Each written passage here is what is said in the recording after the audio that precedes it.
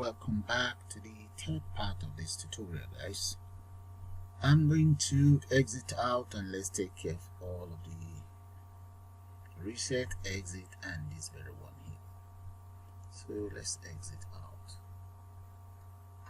and come right down here, design, and right here I'm just going to double click on the exit. Let's take care of the exit. So with the exit, I need a system Windows, so I'm going to copy that, paste it right underneath here, and just say Windows, column, forms, column, dialog result, and the variable is called iExit. So that's fine. So come right underneath here, and I'm going to then say my exit equals as follows. Paste that there. Equals message box. Let's grab this message box here. And paste that right here. That should be my exit. And in here, I'm just going to enter confirm if you want to exit.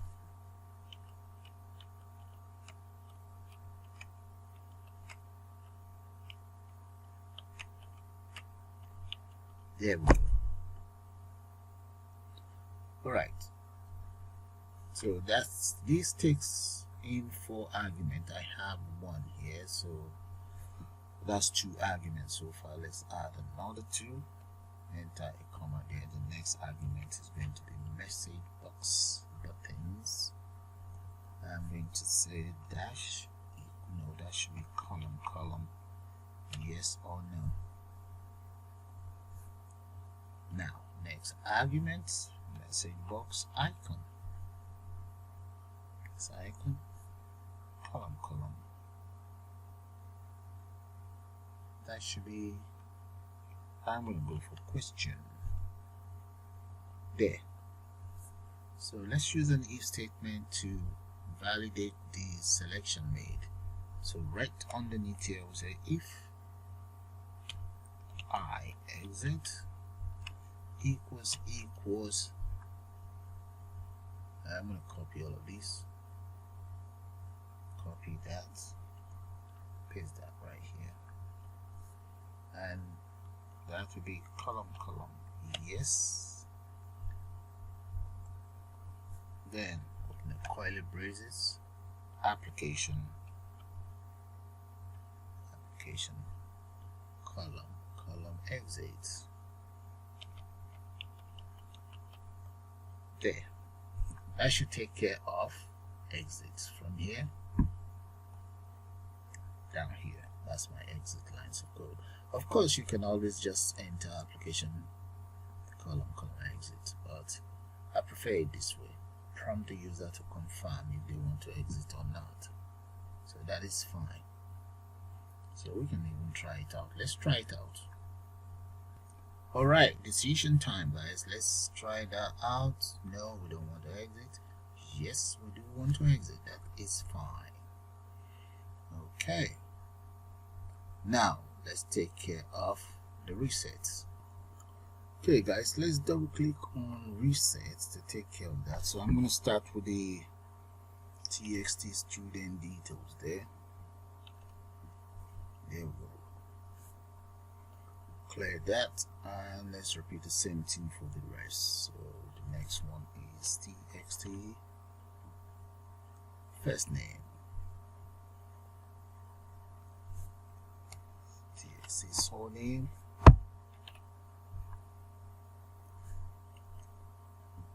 now I need to repeat the same thing for the address,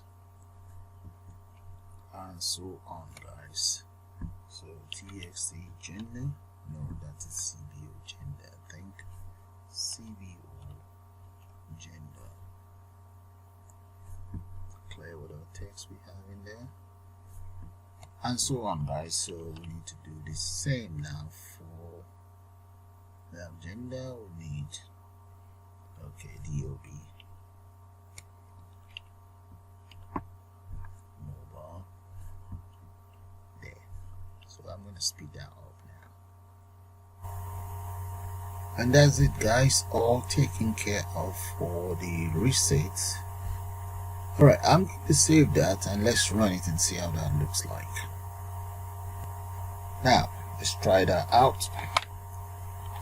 It's just for these student details and the guidance details that have been taken care of, and this very one here, course that you select.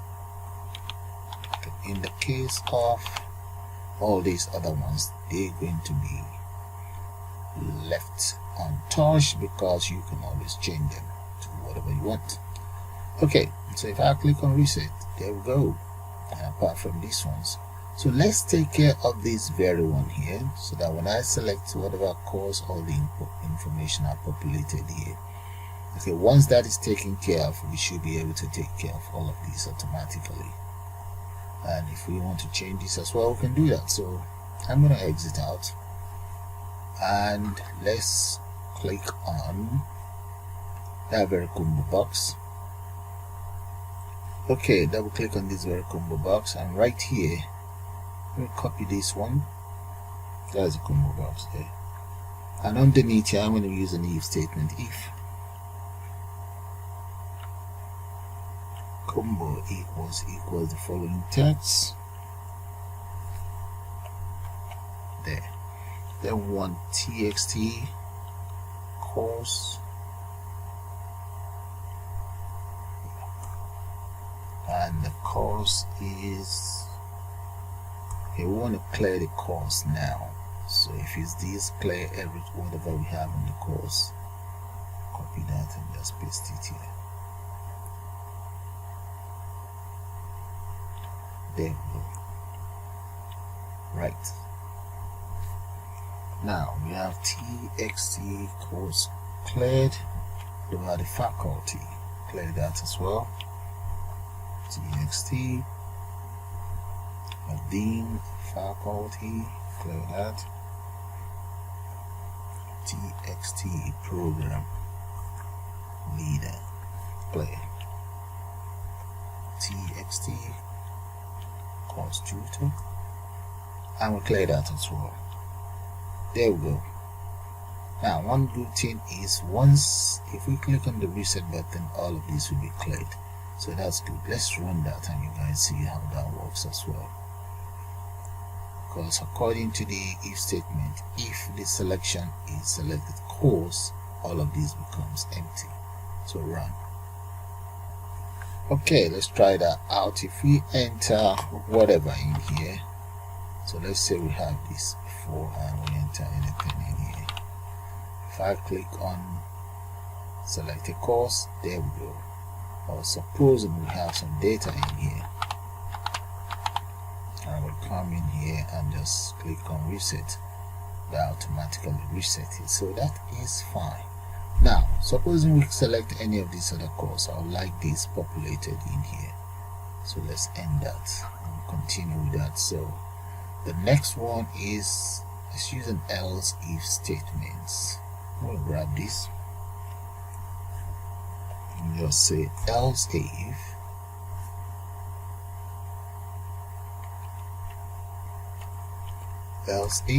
the data in here, do that. Let's say the data in here is BSc serious games. Now course code will become as follows: BSc SG009 faculty. That'll be School of Computer Games. There. And Dean of Faculty, let's say Professor Danny Dancing.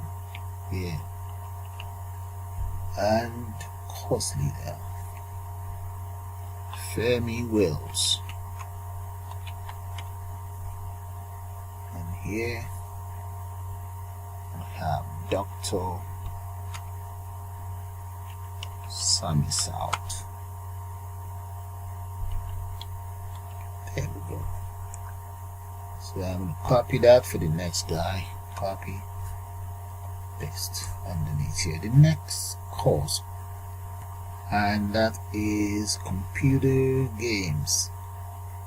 Okay, let's change that to computer games. Computer games happen to be in School of Computing as well.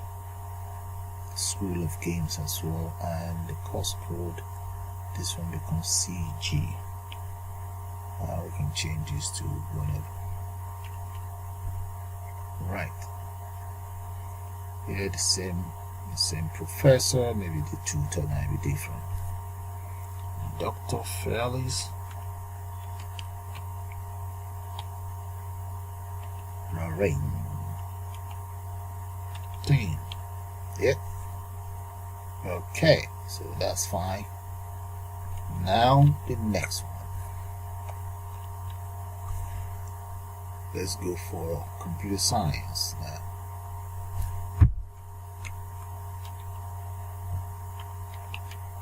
There we go.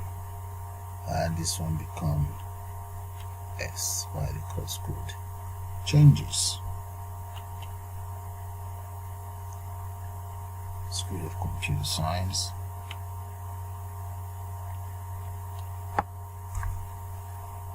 And that is Professor Peter Parker. Alright, Peter Parker. Course leader here, or program leader. That is Dr. Kingsley.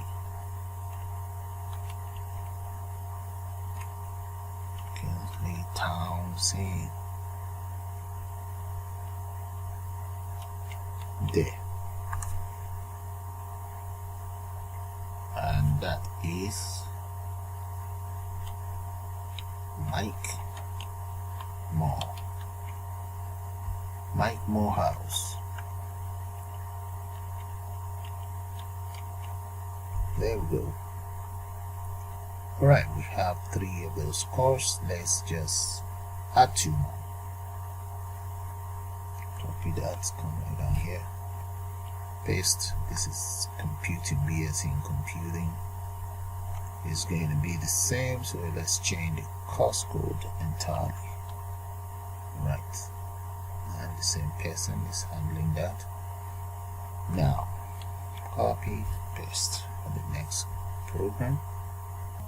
Okay guys, and that is it with the ComboBox. So I'm going to try out this program now. Let's just run it and see how that's going to work. Now click on save first and run. There we go. And let's say that is the student name, the student ID number, the name is Alan. Let's say the other name is Parker. Address of Alan Parker. Let's say Lower Lane. Mail, date of birth 12/04/990. Telephone number or mobile number. Alan's email. Let's go for Gmail. There we go. And Alan's parents' details. Let's say his dad is Peter Parker.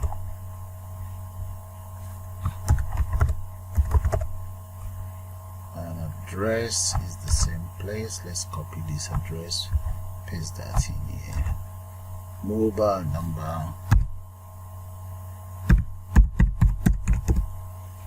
And that is Peter.